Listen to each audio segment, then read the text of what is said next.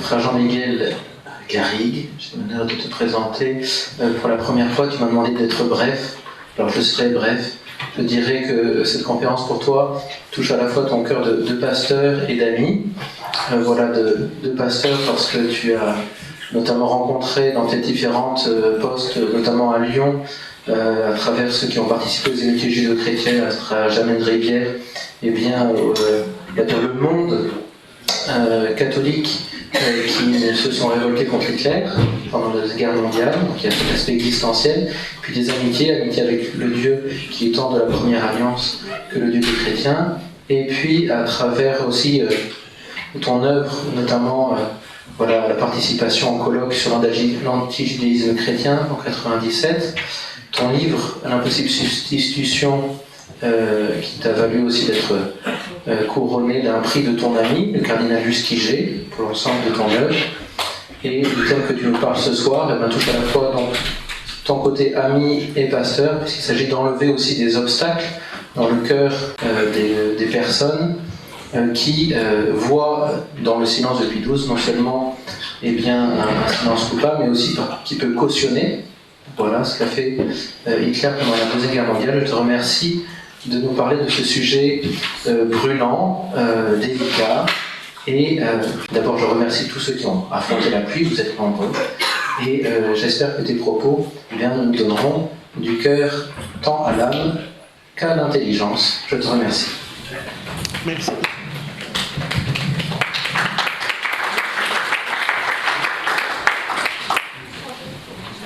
Mes chers amis, votre présence si nombreuse ce soir montre à quel point ce sujet touche la conscience très large aujourd'hui de beaucoup d'êtres humains, de personnes humaines, qu'elles soient croyantes ou pas.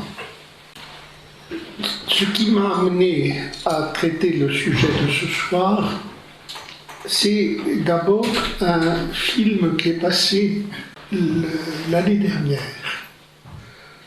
Ce film s'intitulait « Bonhoeffer, l'espion de Dieu ».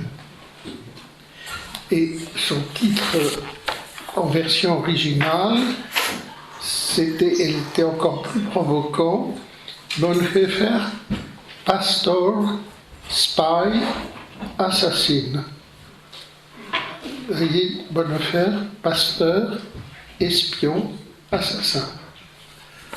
Je signale qu'il avait été précédé en 2000 par un film que vous pouvez trouver sur YouTube, Bonhoeffer, messager de grâce. Ce premier film de 2000 présentait la vie du jeune pasteur et son engagement contre le nazisme entre 1930 et la guerre mondiale. Tandis que le dernier, Bonhoeffer, l'espion de Dieu, qui est sorti donc l'année dernière, lui présente la vie de Bonhoeffer entre 1939 et son exécution en 1945. Vous allez voir où je vais vous mener par des chemins qui semblent détournés, mais c'est que ma grande surprise, ça a été de découvrir au même moment un livre dont je vais vous parler tout de suite, le livre L'étude historique très fouillée de Mark Riebling, un historien américain, livre qui est traduit en français, Le Vatican des espions, la guerre, en sous-titre, la guerre secrète de Pie XII contre Hitler.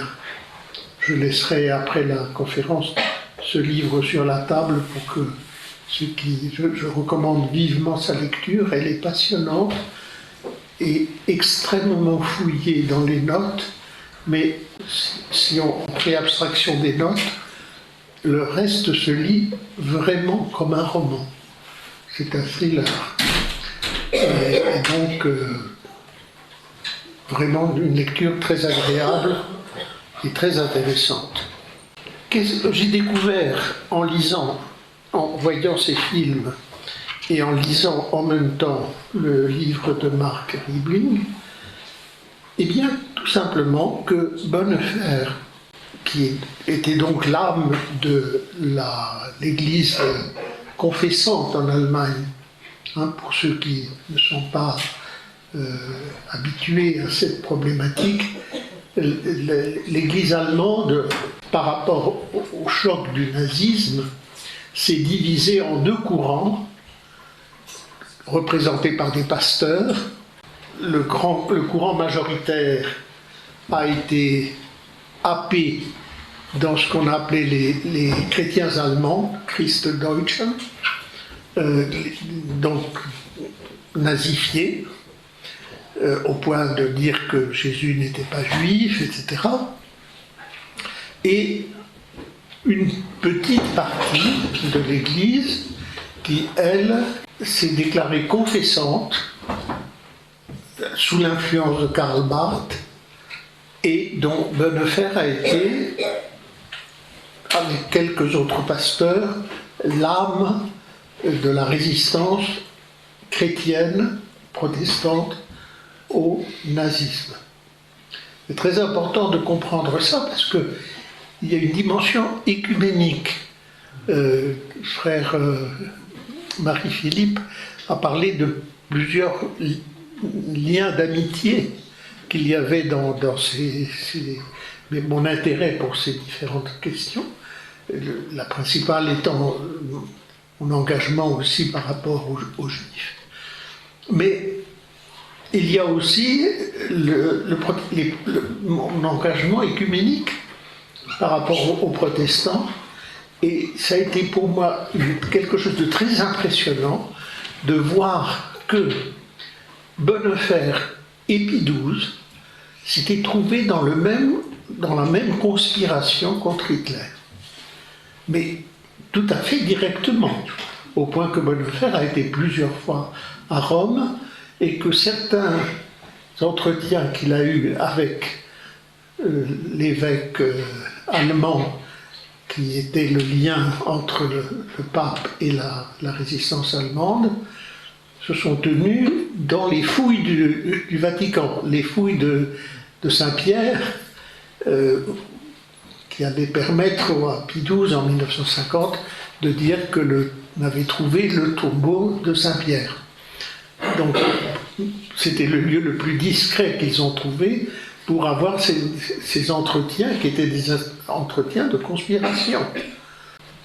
Le livre de Ribling, donc le Vatican des espions, parle de la conspiration qui a été entretenue par toute une partie de l'élite allemande, dont l'attentat de Stauffenberg en 1944, en juin 1944 ou juillet, a été la partie émergée de l'iceberg.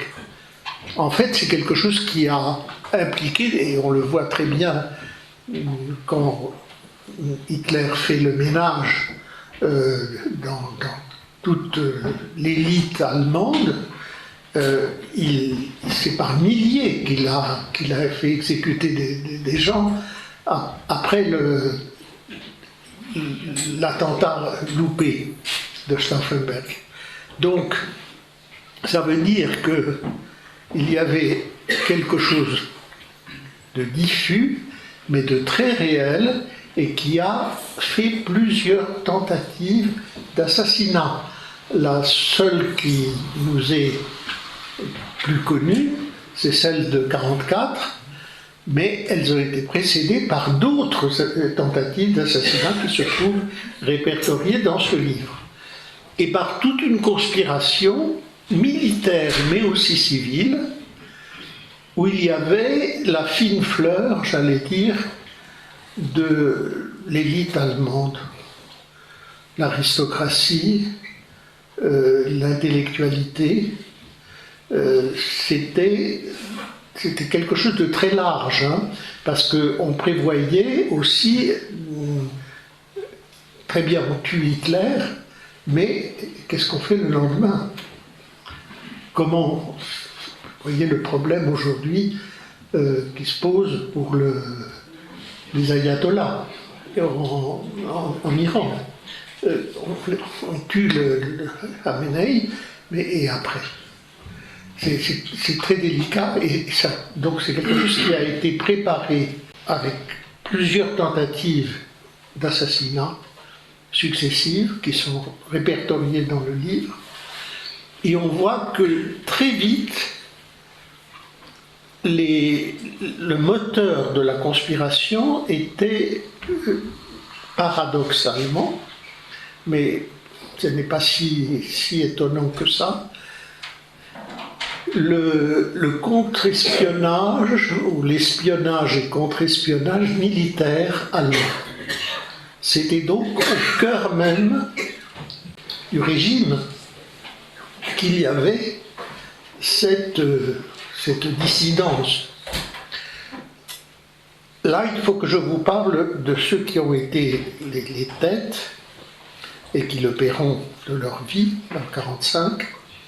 C'est l'amiral Canaris, qui était le chef du contre-espionnage, de l'espionnage et du contre-espionnage militaire allemand, et son adjoint, Oster, donc un autre général, mais de rang inférieur.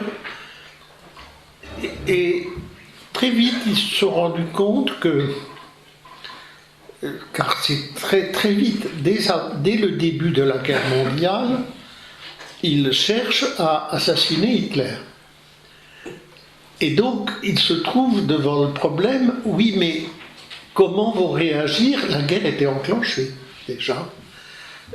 Comment vont réagir les Alliés, la France et l'Angleterre, qui étaient en guerre encore? C'était la drôle de guerre, mais c'était déjà la guerre formellement. Et ils se disent, il faut que notre démarche soit authentifiée par une autorité morale, absolument incontestable, et ils n'ont vu que Pie XII. Et donc ils se sont adressés à Pie XII, et il y a maintenant un homme qui a été vraiment le lien permanent entre cette conspiration allemande et le pape, qui a été Joseph Müller. Joseph Müller est un homme qui a eu ensuite, il a survécu, il a été ministre dans le gouvernement allemand après la guerre, chrétien-démocrate, et cet homme est un personnage absolument, le livre de Ribling tourne beaucoup autour de lui, il est le personnage central. Il avait déjà commencé à informer Pie XII de toutes les coups de canif que donnaient les nazis au Concordat de 1933, qui a été tellement reproché, et peut-être à juste titre, à Pie XI de l'avoir signé, et à Pacelli, au futur Pie XII, de l'avoir préparé, d'avoir été un peu l'artisan de ce Concordat. Je voudrais dire tout de suite que je ne vais pas faire l'apologie du silence de Pie XII. Je pense que ce silence, même après tout ce que je vais vous dire, est un silence qui a été terrible. Il a laissé, enfin, le silence est relatif d'ailleurs, hein, mais le silence, la parcimonie avec laquelle le pape est intervenu on peut penser que c'était une erreur. Mais ce que l'on ne peut plus penser après avoir lu l'étude si fouillée, si documentée de Ribling, c'est de penser que le pape avait des sympathies pour Hitler, ce qui est la thèse du vicaire, qui marque vraiment le tournant, parce que Pie XII meurt en 58, et il ne reçoit que des louanges et des remerciements de tout le monde, y compris des juifs, et de très grands noms juifs. Mais c'est en 61 ou 62 qu'arrive cette pièce de théâtre, Le Vicaire, qui va renverser la situation et dire mais il y a eu un silence depuis 12. Et effectivement, il y a une prise de conscience par l'Église qui a fait que même la béatification de Pie XII a été suspendue, non pas arrêtée définitivement, mais laissée en suspens, parce qu'il y a eu une prise de conscience qu'effectivement ce silence avait été pesant et n'avait pas éclairé l'âme des fidèles chrétiens, faisant en sorte qu'ils ne se sont pas engagés contre l'antisémitisme comme il aurait fallu. Il y a eu des multiples endroits de résistance spirituelle et chrétienne, de témoignages chrétiens, etc., dans toute la chrétienté, dans tous les pays catholiques, mais on ne peut pas dire qu'il y a eu une mobilisation générale. Et c'est ça qui a amené d'ailleurs à des actes de repentance dans une époque plus récente, prenant conscience de cela. Donc, comment va se faire le contact? Ce Joseph Müller, qui est donc le lien, qui va être le lien permanent entre Pie XII et la conspiration allemande. Joseph Müller est un avocat de Munich, Bavière, très catholique, qui avait un petit avion et il faisait régulièrement un vol qui n'était pas surveillé. Pourquoi? Parce que c'était encore l'époque qui a précédé immédiatement la guerre. Donc il partait de Munich et il allait à Milan. Et de Milan, après il prenait le train, il allait à Rome. Et il était le courrier entre l'épiscopat allemand et Pie XII, pour tout ce qui était trop délicat pour passer par les communications habituelles de l'annonciature, etc. Et c'est donc cet homme qui un jour est convoqué par Oster, par le général Oster, qui lui dit, voilà, nous savons ce que vous faites, nous savons ce que vous faites, que vous êtes le lien, on pourrait vous arrêter, mais nous n'allons pas le faire parce que nous avons une proposition pour vous. C'est que vous deveniez le lien permanent entre Pie XII et nous. Hein, le foyer, la tête pensante de la conspiration, elle était dans tout ce groupe auquel va se joindre Bonnefer. Parce que Bonnefer était le beau-frère d'un des membres de ce staff du contre-espionnage allemand qui était en train de trahir.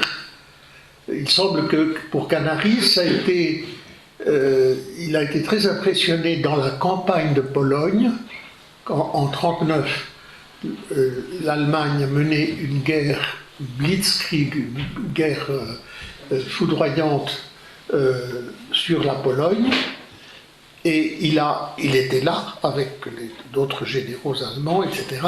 Et il a vu qu'on tuait des prêtres polonais, comme ça qu'on les liquidait, et évidemment aussi des rabbins, des juifs, etc. Et donc c'est quelque chose qui l'a vraiment écœuré, et à partir de ce moment-là, il a donné le feu vert à son adjoint, le général Oster, pour mettre en place et faire toute cette opération, inclure Pie XII, etc. Donc, si Pie XII pouvait accepter ou refuser, il a été approché en 1939, au moment où paraissait sa première encyclique. Dans cette première encyclique, il nomme les Juifs, il nomme les Polonais, etc.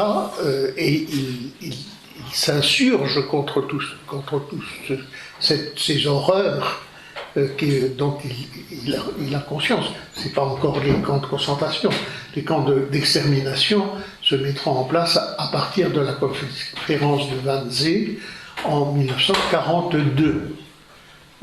On n'est pas encore, on est dans des camps de concentration certainement, mais qui ne sont pas des camps d'extermination systématique et programmés, comme ce sera le cas à partir de 1942. Donc, Pie XII peut accepter ou refuser.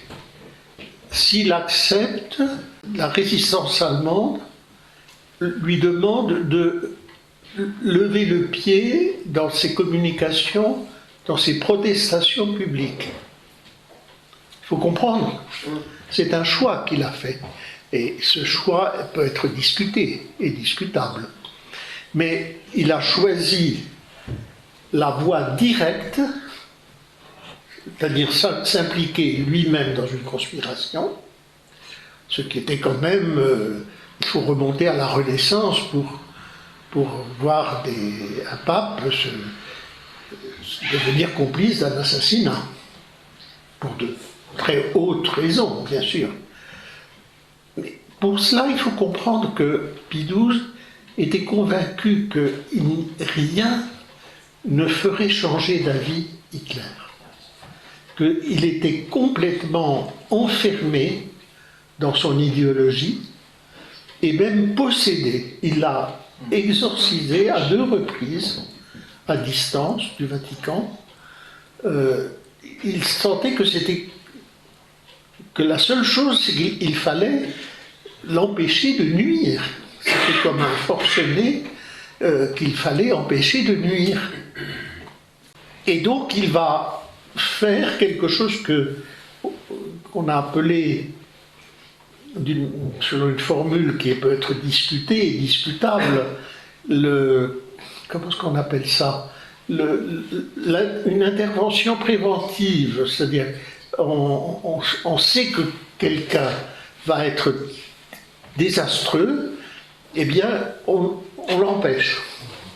On intervient à l'avance de manière préventive pour empêcher qu'il fasse cela. Et donc il a une lecture d'Hitler qui est très proche de celle de Canaris. Il se connaissait très bien. Il montait à cheval. Parce qu'il ne faut pas oublier que Pie XII a été nonce à Berlin, en Allemagne, d'abord à Munich, puis à partir de la République de Weimar, après la Première Guerre mondiale, il a été à Berlin. Entre parenthèses, il est parti de Berlin en 1929, c'est-à-dire encore en pleine République de Weimar. Je dis cela parce qu'il y a une célèbre photo où on le voit sortir avec des soldats qui présentent les armes et qui ont les casques de ce qui sera la Wehrmacht, mais qui ne l'est pas encore, qui est la Reichswehr. qui est l'armée de la République de Weimar, qui lui présente les armes. Il est en train de voir, on est encore en République et en système démocratique. Il n'a jamais rencontré Hitler, jamais. Donc, et on sait très bien que du Vatican, il a participé de très près à la rédaction de l'encyclique Mitbrennender Sorge, avec une grande préoccupation, une ardente préoccupation en allemand, rédigée en allemand d'ailleurs, où il a collaboré de très très près dans le secrétaire d'État de Pie XI. Donc c'est vraiment un procès qui ne tient pas la route que de dire qu'il y avait une sympathie. Autre chose, c'est que Pie XII aimait l'Allemagne. Mais l'Allemagne, telle qu'elle va lui apparaître, telle qu'elle va venir vers lui à travers la conspiration.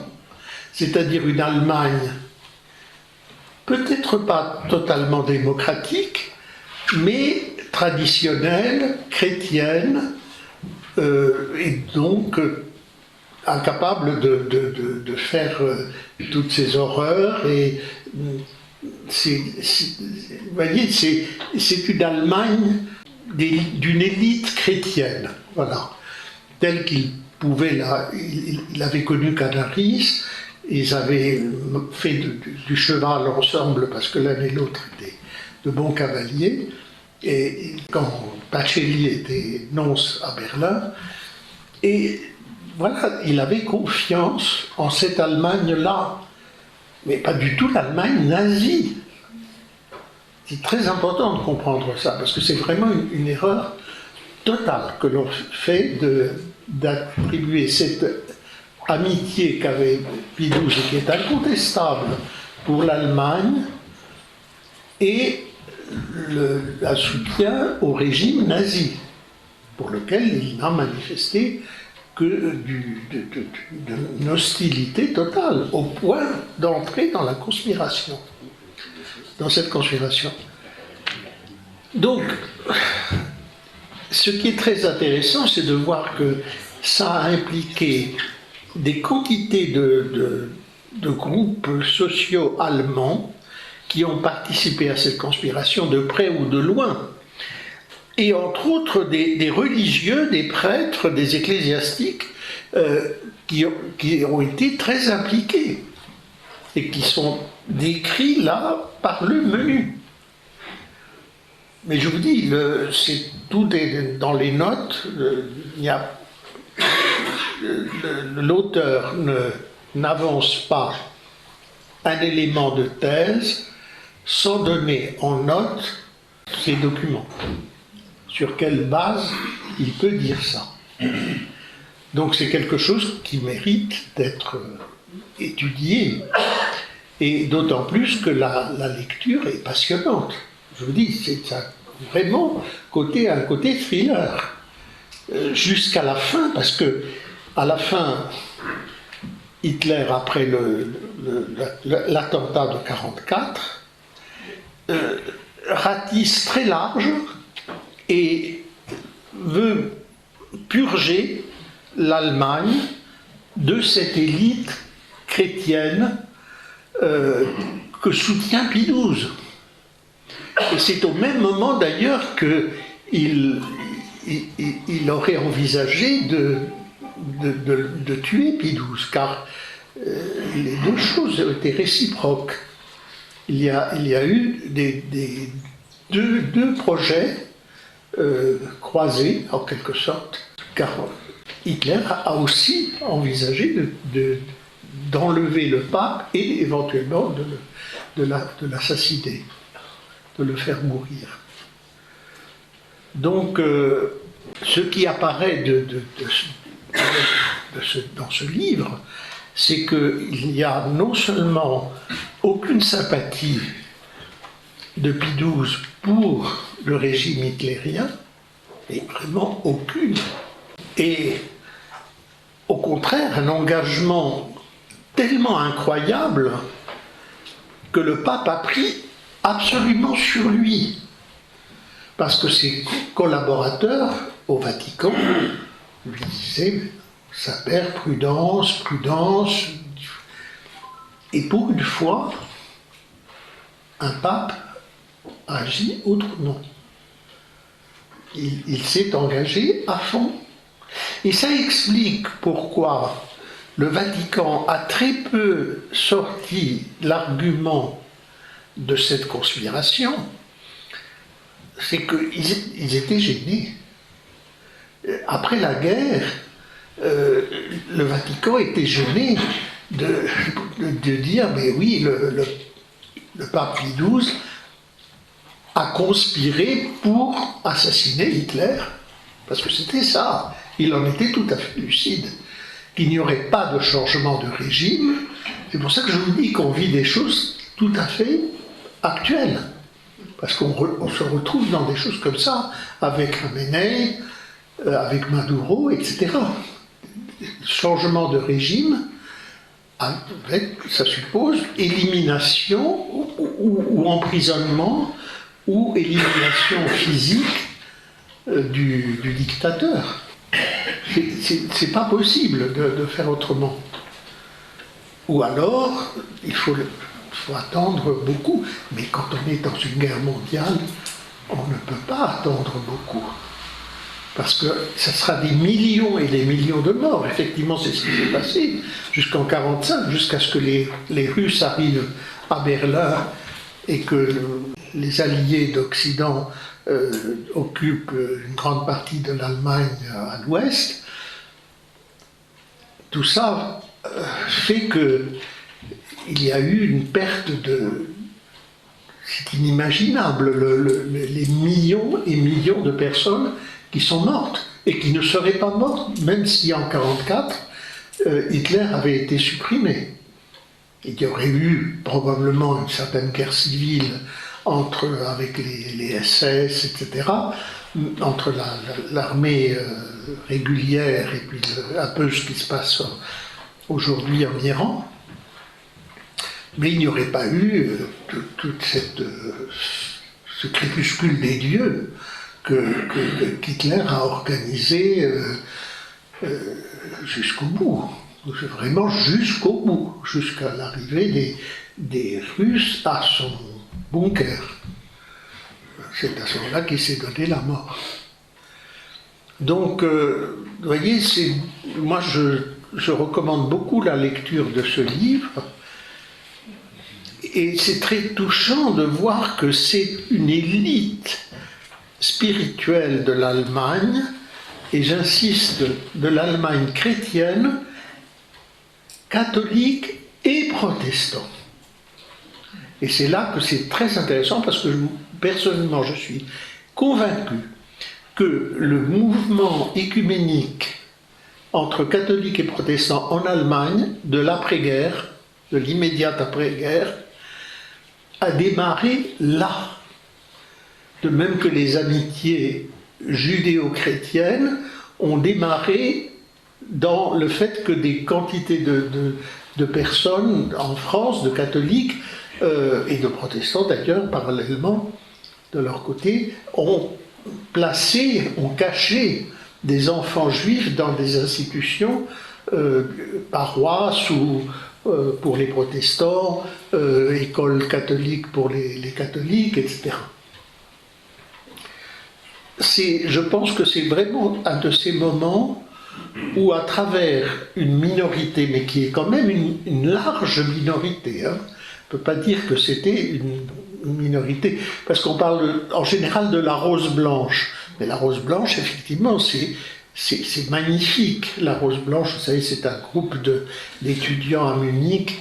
Il y a eu un film magnifique sur Sophie Scholl, qui est une des héroïnes de la résistance chrétienne. Là aussi, c'était écuménique. Et de même, dans l'attentat de 1944, Stauffenberg, lui, était catholique, mais il y avait beaucoup, et en particulier Canaris, Oster, et tout ça, c'était des luthériens, des évangéliques allemands. Donc vous voyez, alors que est devenu Joseph Müller? Joseph Müller, il est le lien permanent. Et il emmène dans son avion parfois Bonnefer pour des contacts au Vatican même. Donc on ne peut pas imaginer qu'ils étaient mais vraiment impliqués jusqu'au cou. Jusqu'au cou, avec danger de mort pour le pape. Si ça venait à se savoir, évidemment Hitler n'aurait pas hésité un instant à le liquider. Donc c'est quelque chose d'extrêmement émouvant, où on voit des très grands noms, von Bismarck, von Moltke, des noms de l'aristocratie allemande, et qui avaient été même des pièces très importantes, des figures très importantes du Deuxième Reich, de l'Empire à l'époque de Guillaume II, qui disent non, ce n'est pas possible. Hitler, ce n'est pas possible. Et il faut lui barrer la route. Il faut lui barrer la route. Et le pape, au fond, fait le même diagnostic et en tire donc les conséquences à forcener, que voulez-vous. Il y a un moment où il faut faire intervenir le GIGN. Quand il menace de faire sauter toute la baraque, ce n'est pas acceptable. Donc, vous voyez, ce qu'on va se dessiner à travers ce livre, c'est cette conspiration du bien. Cette conspiration du bien qui passe, hélas, par un meurtre. Donc, il y a des tentatives d'assassinat régulières. Nous connaissons surtout celle de 1944, mais il y en a eu tout le temps, depuis le début de la guerre mondiale. Et parfois, ces tentatives ont été avortées par le fait de la lâcheté des puissances démocratiques, des puissances occidentales. Elles ont capitulé, par exemple, à Munich, alors qu'il y avait toute une partie de l'armée allemande qui était prête à se révolter si on arrivait à la guerre avec la France et l'Angleterre. Mais l'esprit capitulaire fait que, eh bien, on donne de l'oxygène aux dictateurs. Et pas seulement des dictateurs sur leur pays, mais des gens qui envisagent une dictature très invasive pour tous leurs voisins, etc. Donc, vous voyez, alors pourquoi je pense que la question reste entière sur la question du silence de Pie XII, c'est que le pape a eu le choix entre un engagement personnel extrêmement audacieux et dangereux pour lui, qui mettait sa vie en danger, et une attitude plus confessante, plus publique, celle qu'on lui a reproché de ne pas avoir fait. Mais vous voyez pourquoi j'intitule ça « Les raisons d'un silence », c'est parce que c'est la résistance allemande qui lui a dit « Ne vendez pas la bêche en attaquant ouvertement les nazis ». Donc il fallait qu'il se taise. Alors que certainement toute une partie de lui-même désirait intervenir. Et on le voit très bien parce que le contact est pris au moment de la parution de la première encyclique, et dans cette encyclique il parle, et après ça sera vraiment le minimum pour dire « j'ai parlé ». Effectivement, en 1942, il parle dans le radio-message, et c'est honteux qu'on ne donne pas l'importance qu'il a eue. Il suffit de regarder les médias allemands à la suite du message du pape, ils sont déchaînés contre lui. Donc ça veut dire que tout le monde comprenait. C'est pas parce qu'il n'y avait pas le mot juif ou le mot nazi que c'était pas clair, c'était transparent. Et c'est pour cela que personne n'a reproché ce silence à Pie XII jusqu'à sa mort. Jusqu'à sa mort. Parce qu'on savait très bien qu'il n'y avait aucune sympathie de la part du pape, même une très grande hostilité au régime, et que d'autre part, il y avait toutes les autres raisons que l'on a alléguées pour justifier, entre guillemets, le silence de Pie XII, c'est-à-dire les catholiques allemands qui allaient faire les frais, et même tout un déchaînement supplémentaire contre les juifs. Parce qu'il avait compris que plus on asticoterait Hitler, plus il serait déchaîné, y compris sur les juifs. Donc, son choix, ça a été modération dans la prise de parole et engagement très efficace, très, très décisif, mais que Dieu n'a pas permis. Hein. Il a fallu aller jusqu'au bout, jusqu'au bunker. C'est terrible. L'attentat de 1944, c'était vraiment... Mais il y en a eu avant. Par exemple, à un moment donné, on donne une bombe pour l'avion d'Hitler, mais comme celui-ci vole haut et qu'il fait très froid, c'est en Russie, qu'il vole en Russie, du coup ça gèle et cette bouteille n'explose pas. Vous voyez, c'est comme s'il y avait une protection démoniaque sur lui jusqu'à la fin. Et donc, toutes ces choses-là ont failli, mais il en est ressorti quand même une force spirituelle qui a beaucoup marqué dans l'immédiat après-guerre,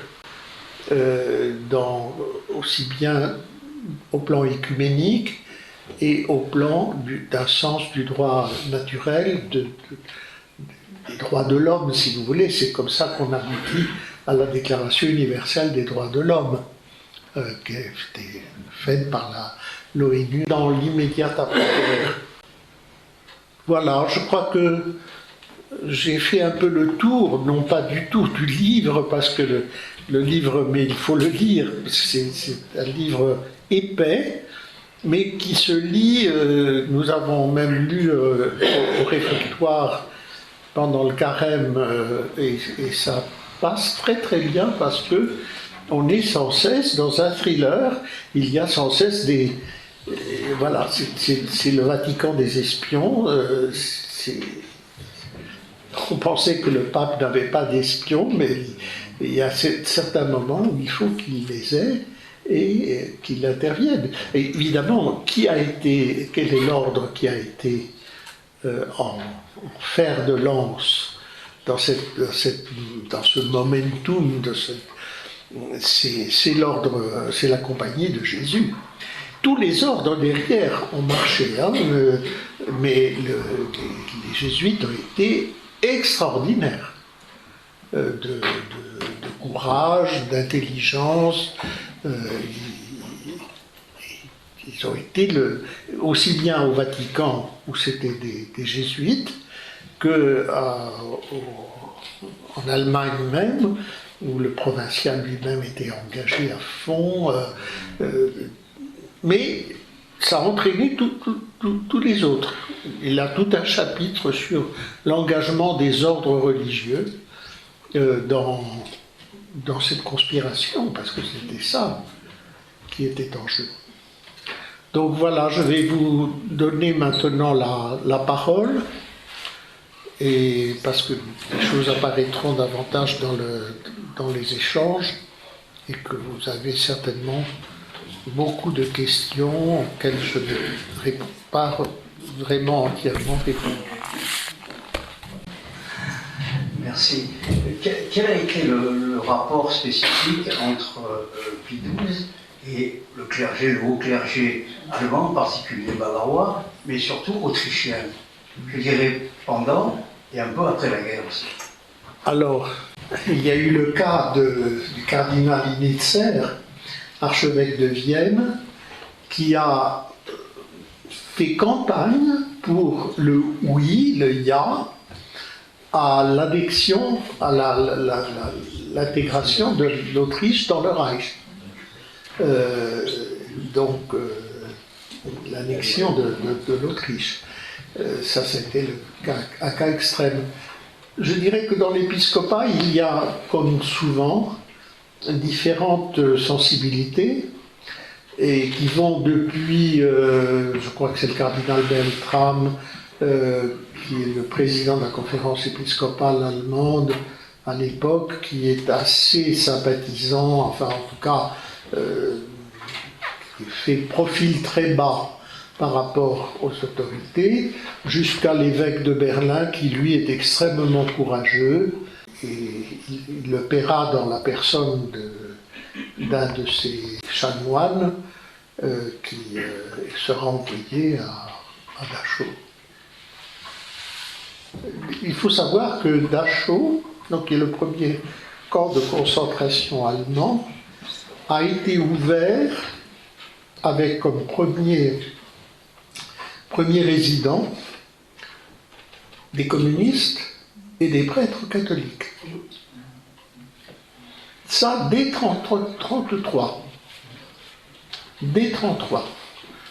Et après, il y a eu les pasteurs de l'église confessante, parce que l'église catholique a été plus résistante dans les débuts, parce qu'elle connaissait les idées d'Hitler déjà depuis Mein Kampf et toutes les campagnes électorales, et elle était contre. Elle était contre. Et il y avait même une interdiction formelle de l'épiscopat aux catholiques allemands d'entrer, de collaborer avec le parti nazi. C'était une interdiction formelle. Donc il y a eu affrontement, mais c'est vrai que les évêques, on a l'impression que dans ce livre, c'est plus les religieux que l'épiscopat, qui est le dialogue, c'est jésuites, dominicains, bénédictins, etc. Le Saint-Siège s'appuie plus directement sur les religieux. Ce qui est aussi une vieille structure. Hein. Quand l'épiscopat n'est pas assez courageux, souvent le Saint-Siège passe par des ordres religieux qui sont plus libres.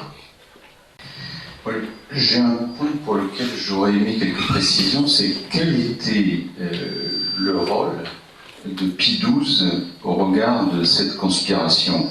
Parce que je ne comprends pas bien ce qu'on attendait de lui. Parce que vous avez parlé de caution morale, certes, oui. mais qu'apportait cette caution morale à la réalisation même du complot? Par rapport aux Alliés. On est déjà en guerre, et donc il leur faut une caution morale, parce que vous comprenez,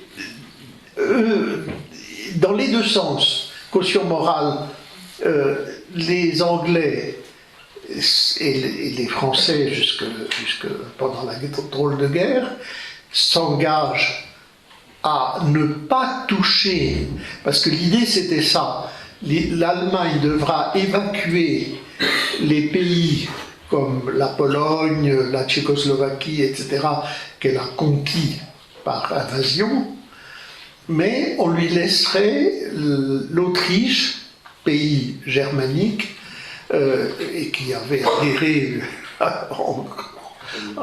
avec enthousiasme quand même à l'Anschluss. Il suffit de voir la réception d'Hitler à Vienne, c'est absolument impressionnant et effrayant d'ailleurs. Dans un pays catholique, c'est quand même terrible. Mais donc il fallait qu'il y ait quelqu'un qui se porte caution morale, puisqu'il était hors de question d'avoir ça ne pouvait être que triangulaire, si vous voulez. Les conspirateurs ne pouvaient pas entrer en contact direct avec des gens avec qui ils étaient en guerre. Déjà c'était une traîtrise ce qu'ils faisaient, en passant par Pie XII, mais ils avaient absolument besoin du pape.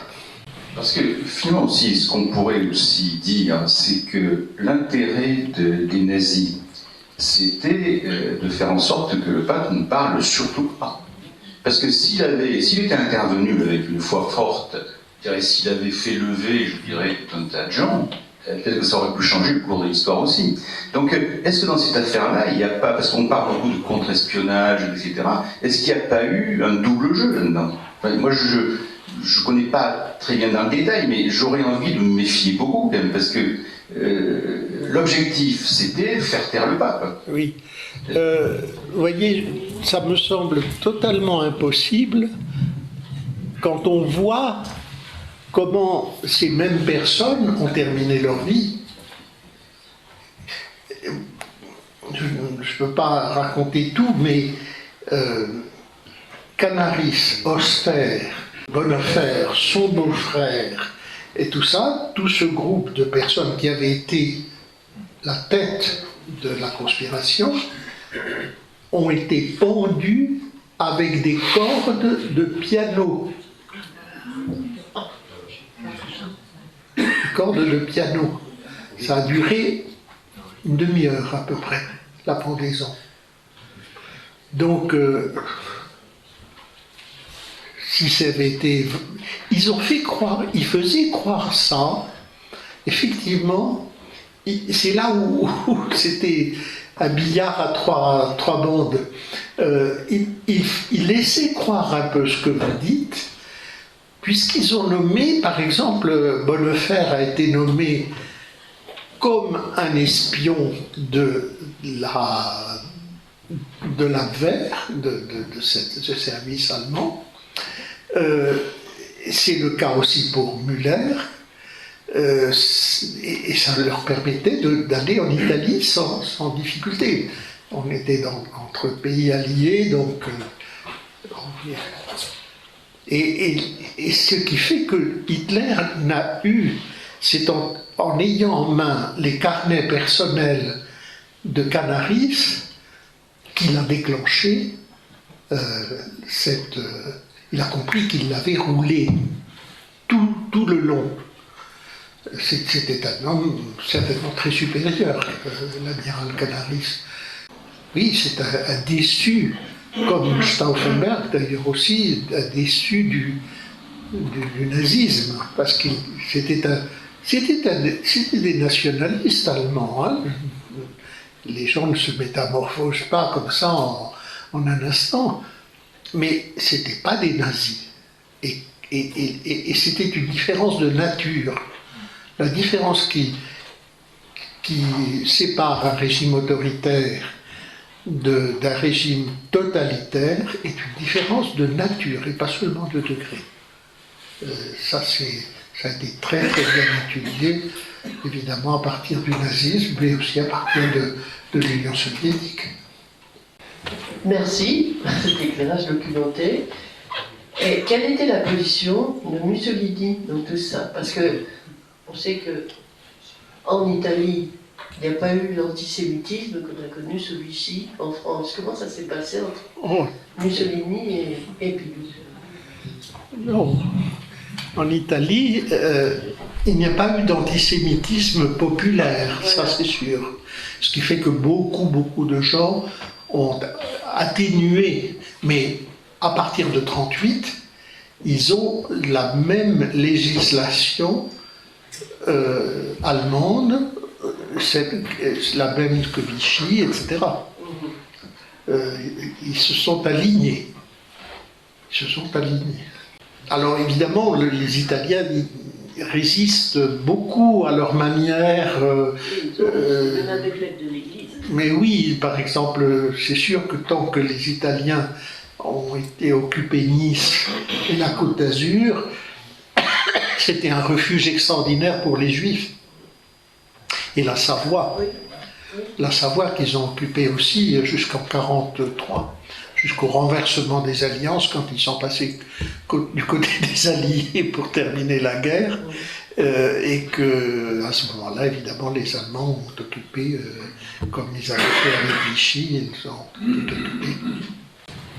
Je voulais savoir, au niveau de l'Espagne, comment se passait l'ouverture avec les forces franquistes? Alors, l'Espagne, il faut distinguer. Du côté du gouvernement de Franco, effectivement, aucun juif n'a été renvoyé quand ils arrivaient à traverser les Pyrénées. Ils étaient emprisonnés dans des camps pas de concentration, mais pas des camps merveilleux non plus. L'Espagne était misérable et donc. Mais c'est beaucoup. Les diplomates espagnols ont été très courageux. La preuve, c'est qu'un certain nombre d'entre eux ont été déclarés justes parmi les nations. Parce qu'ils ont outrepassé beaucoup. Et ils ont donné des passeports espagnols, ils ont donné des visas, ils ont donné ce qu'avait fait aussi le célèbre consul à Bordeaux, le consul du Portugal à Bordeaux, Aristide de Souza, je crois, Aristide de Souza. C'est un homme admirable parce que les Allemands étaient aux portes, ils sont arrivés à Bordeaux quelques jours après. Donc il a utilisé le temps qu'il avait pour faire des passeports, et leur permettre de partir vers le Portugal et donc ensuite partir de là vers les États-Unis. Et alors ça lui a coûté sa carrière, évidemment. Après, il a été complètement dégradé, ce qui n'a pas été le cas des diplomates espagnols. Les diplomates espagnols, donc, sont intervenus peut-être aussi dans une partie déjà plus avancée de la guerre. En 1940, il fallait être très courageux, alors que les Allemands arrivaient sur Bordeaux. Mais enfin, c'est un homme célèbre, célébrissime à Bordeaux, où il a eu toutes sortes de choses, de célébrations, etc. Oui, il faudrait savoir s'il y a eu une connivence entre le Vatican et Monseigneur Liénard et Monseigneur Saliège. Oui, ces deux cardinaux qui ont parlé. Et justement, c'est sûr que le Vatican préfère souvent que ce soit l'épiscopat local qui parle, puisqu'il y avait des rafles en France, rafle du Val d'Hiver en 1942, l'été 1942. Donc, certainement les communications n'étaient pas faciles pourtant. Mais on se comprenait, il y avait des voyages, c'était pas fréquent. Vous savez, c'est une Europe en guerre, ça n'a rien à voir avec l'Europe que nous connaissons aujourd'hui. C'est à tout point de vue, les communications aussi bien de voyage que des communications télégraphiques, téléphoniques, etc. étaient beaucoup plus au ralenti. Hein. Donc ces cardinaux, ça a été vraiment une initiative personnelle. Mais ils sentaient bien que le Vatican ne pouvait qu'être d'accord. Puisque de toute façon, il y a eu des réseaux de résistance, un réseau de résistance qui a consisté à copier Radio Vatican, les nouvelles de Radio Vatican, et de les diffuser, les mettre dans les boîtes aux lettres. Ça a été un réseau de résistance, ça fait ça. Donc ça veut dire que pour tout le monde, Radio Vatican dérangeait les nazis, beaucoup. Alors ce qui est terrible, c'est la diplomatie là-dedans. Parce que Pie XII a voulu maintenir un nonce à Berlin, qui était d'ailleurs une Baderne, Et peut-être qu'il l'a laissé à cause de ça, parce qu'il savait que ça n'était que formel. Mais évidemment, il était là pour souhaiter, en tant que doyen du corps diplomatique, les vœux de Nouvel An à Hitler, etc., pendant la guerre. Et c'est très très pénible de voir tout ça aujourd'hui. Ça sort évidemment maintenant dans toutes ces archives vaticanes qui sont ouvertes. Et aussi les dépêches des ambassadeurs du Reich auprès du Vatican, qui étaient souvent des catholiques, et qui donc essayaient d'éviter qu'Hitler en arrive à des extrémités avec le pape, et donc inondaient le gouvernement allemand de dépêches disant le pape nous est très favorable, non, ne croyez pas à ce que l'on peut dire, et tout ça est sorti aussi. Je me souviens d'un historien israélien qui me disait, mais si j'avais su, quand j'ai écrit mon livre sur le pape Pie XII et le Troisième Reich, si j'avais su tout ce que l'on sait maintenant, je n'aurais pas écrit mon livre comme ça. Donc, c'est le danger de l'anachronisme quand on fait des relectures du passé. Vous voyez, quand Pie XII dit en 42, dans le radiomessage de 42, qu'il faut prier pour toutes ces personnes qui, sans faute de leur part et uniquement à cause de leur origine, sont conduits vers un anéantissement, tout le monde comprend dans l'Europe occupée à ce moment-là. Et la preuve, c'est que les médias nazis à Berlin se déchaînent contre ça. C'est quelques paroles. Vous savez, c'est pas nécessaire de faire un très long discours. Or, c'était transparent. C'est vrai que le mot juif ni le mot nazi n'étaient dans ces quelques lignes, mais ça a été entendu comme quelque chose de terriblement dérangeant par les nazis. Et évidemment, les catholiques et les chrétiens en général ont applaudi, ont entendu ça. Oui, merci pour cette conférence. Alors moi j'aurais une question sur Pie XII.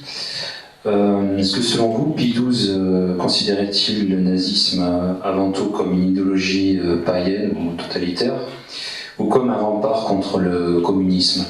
Très bonne question. Moi je pense qu'il faut se référer à ces textes. Une encyclique doctrinale de 1937, Mitbrennen der Sorge, dit clairement que c'est un néopaganisme.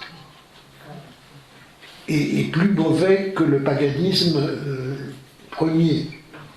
C'est un paganisme de post-chrétienté, d'une certaine manière, de chrétiens apostats.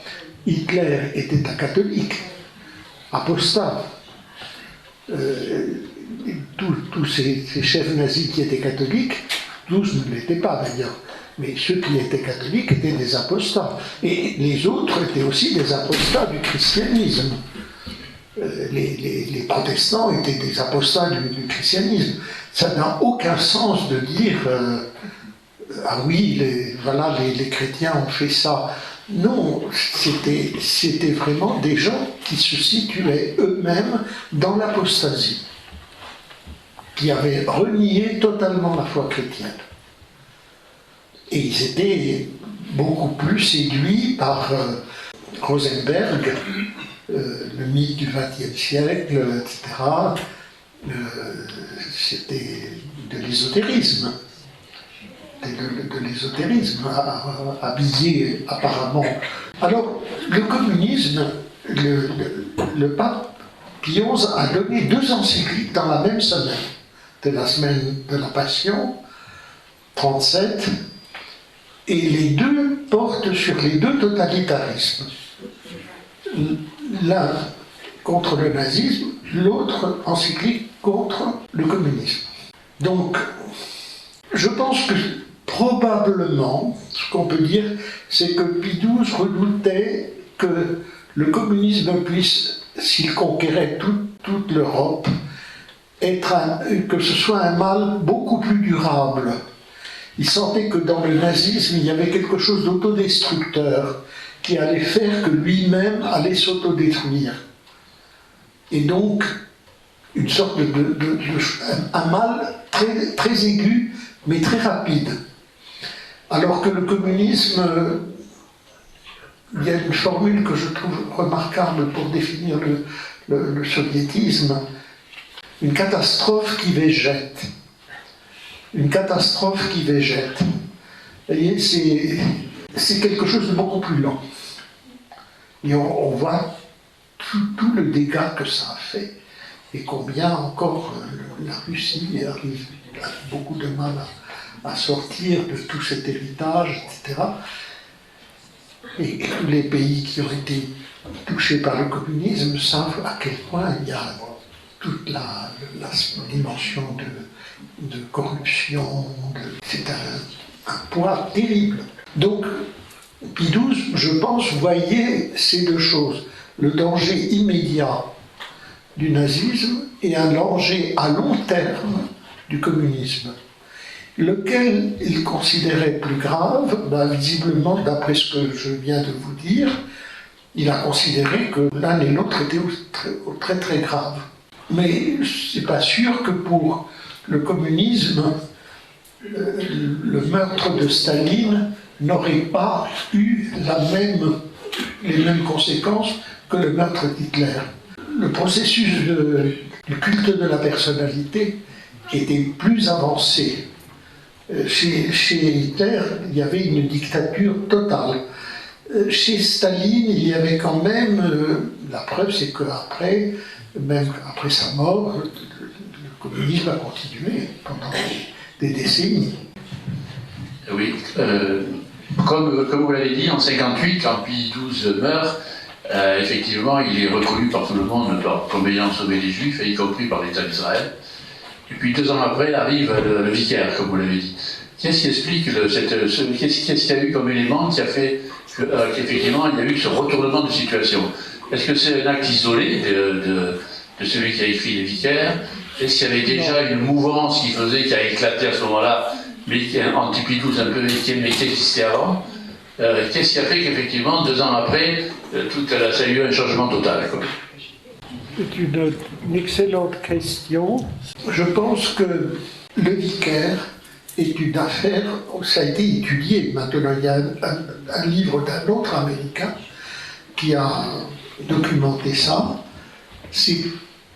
On ne peut pas avoir la totale certitude, mais une très forte vraisemblance que l'homme qui a écrit Le Vicaire, était lui-même sous menace de la Stasi, c'est-à-dire de la police secrète allemande communiste.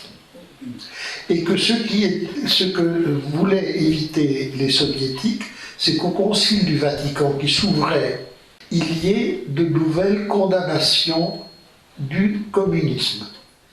Comme Pie XII avait condamné, en 1949 je crois, de nouveau le communisme, il fallait le discréditer, de manière à ce que le Concile ne puisse pas reprendre les condamnations du communisme. Et donc c'est une opération qui a été diligentée très probablement par les services secrets allemands, mais servant de relais pour les soviétiques. Et donc ça a été orchestré après par tous les réseaux de propagande, évidemment. Mais en lui-même, il soulevait une vraie question. Pas à la manière dont il s'est traité dans Le Vicaire, ou dans sa version de Costa Gravas qui s'appelle Amen, et qui est terrible, qui montre une complicité. C'est la thèse de la complicité. Ça, je pense qu'après la lecture de ce livre, ce n'est pas tenable. Vraiment, ce n'est pas tenable. Cette thèse de la complicité ou de la passivité pour des raisons, justement, que le communisme, l'hitlérisme fait quand même barrage au communisme et que donc il faut l'épargner, etc. Toutes ces thèses, le pape d'Hitler, etc., de différentes publications qui ont eu lieu, sont très très fausses, et n'ont pas de fondement. Voilà, on va terminer peut-être là, mais je voudrais vraiment, n'hésitez pas, vous le trouvez encore très facilement par Internet ou dans des bonnes librairies à Montpellier. Le livre de Marc Ribling, je le laisse ici pour que vous puissiez en prendre note.